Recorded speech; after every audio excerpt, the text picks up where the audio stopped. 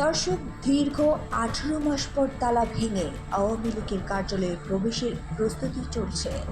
আওয়ামী লীগের নেতাকর্মীরা তালা ভেঙে ভেতরে প্রবেশ করার প্রস্তুতি নিয়েছে। বেশ কিছুক্ষণ চেষ্টা করার পর অবশেষে তালা ভেঙে তারা আওয়ামী লীগের কার্যালয়ের ভেতরে প্রবেশ করে। অন্যদিকে বেশ কয়েকজন বঙ্গবন্ধুর ছবি হাতে নিয়ে দাঁড়িয়েছিল, আর বঙ্গবন্ধুর ছবি হাতে নিয়েই তারা কার্যালয়ে প্রবেশ করে এবং জনসম্মুখেই তারা স্লোগান দিতে থাকে, জয় বাংলা, জয় বঙ্গবন্ধু, শেখ হাসিনা আসবে, বাংলাদেশ হাসবে।